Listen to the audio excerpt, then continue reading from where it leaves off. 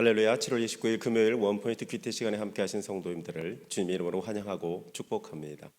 오늘 하나님께서 우리에게 주신 말씀은 사무엘상 23장 24절에서 29절까지의 말씀입니다. 함께 읽겠습니다. 그들이 일어나 사울보다 먼저 시브로 가니라. 다윗과 그의 사람들이 광야 남쪽 마온 광야 아라바에 있더니 사울과 그의 사람들이 찾으러 온 것을 어떤 사람이 다윗에게 아뢰매 이에 다윗이 바위로 내려가 마온 황무지에 있더니 사울이 듣고 마온 황무지로 다윗을 따라가서는 사울이 산 이쪽으로 가매 다윗과 그의 사람들은 산 저쪽으로 가며 다윗이 사울을 두려워하여 급히 피하려 하였으니 이는 사울과 그의 사람들이 다윗과 그의 사람들을 애워싸고 잡으려 함이었더라.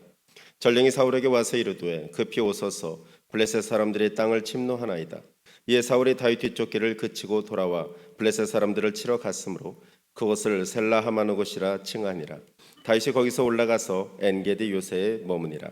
아멘. 이 시간 다윗을 돕는 자들이라는 제목으로 담임 목사님께서 큐티 인도해 주시겠습니다. 할렐루야. 자, 오늘 우리 또 이제 금요일, 불타는 금요일을 기억하면서 여러분 주님과의 성령의 뜨거운 밤을 보내시기를 바랍니다. 여기 보시면은 다윗이 이제 계속 도피하는 인생 아니겠습니까?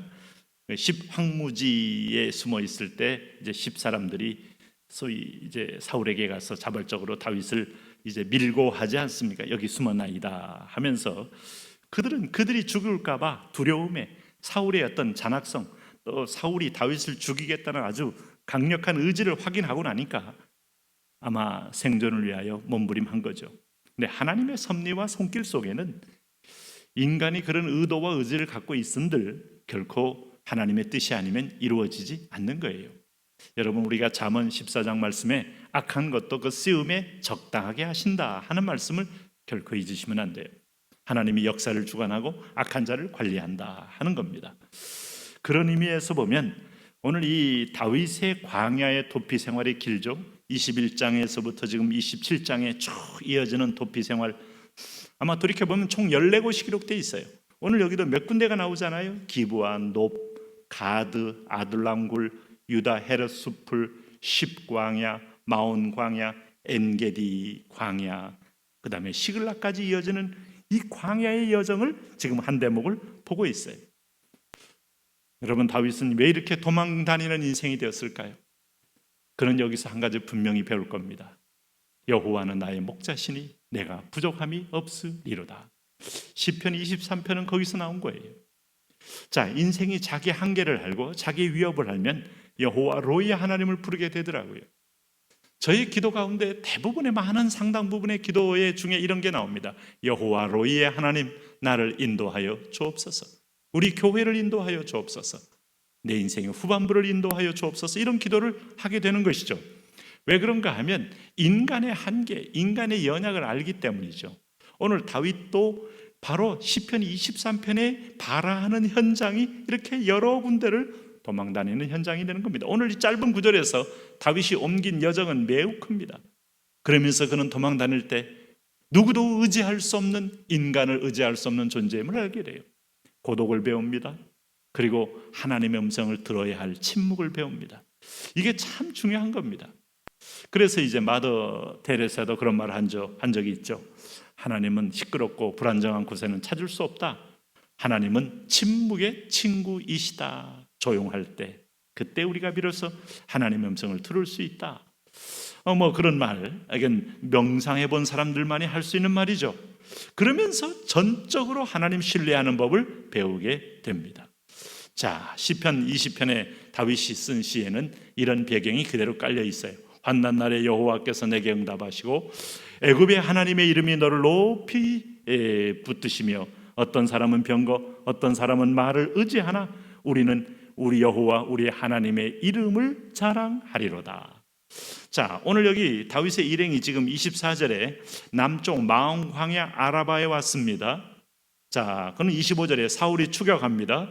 그러면서 이 추격에 온 것을 다윗이 인지합니다. 자, 이 정보가 얼마나 요즘 러시아와 우크라이나 전쟁에도 전쟁의 판세를 바꿉니까? 오늘 사울이 아무리 이 10사람들이 사울에게 밀고 했어도 이것을 또 다윗이 알아요. 왜냐하면 어떤 사람이 다윗에게 아릅니다. 사울 편만 있는 게 아니에요. 하나님은 오늘 그를 배후에 돕는 사람을 숨겨놓으셔요. 그래서 바울이 복음을 전도하러 유럽에 들어가면 예상하지 못했던 루디아가 기다리고 있어요. 여러분, 베베가 기다리고 있고 많은 믿음의 사람들이 곳곳마다 지역마다 숨어서 그를 돕기 위하여 예비 여호와 이레, 이걸 우리는 보게 되죠. 이에 다윗이 바위로 내려가 마온 황무지에 있더니 사울이 듣고 마온 황무지로 다윗을 따라가서는, 그러니까 여기서 보시면 사울과 다윗의 이른바 이제 추격전이 벌어지는 거죠. 26절에 사울이 산 이쪽으로 가며 다윗과 그의 사람들은 산 저쪽으로 가며 다윗이 사울을 두려워하여 급히 피하려 하였으니 이는 사울과 그의 사람들이 다윗과 그의 사람들을 에워싸고 잡으려 함이었더라. 자, 여기서 이제 그 좁은 땅에서 사울의 군대와 다윗의 회피는 드디어 막다른 골목에 이르게 되고 완전히 포위 상태에 이르게 되어서 도관에 든 쥐가 되었습니다. 자, 이러면 이제 다윗이 잡힘과 동시에 분노한 사울의 칼날에 서야말로 참수를 당할 위기에 처해 있는 거예요. 하나님의 예언과 약속이 있는데 이렇게 위기에 또 처하는 상황을 볼 때 얼마나 다윗이 궁급했겠어요.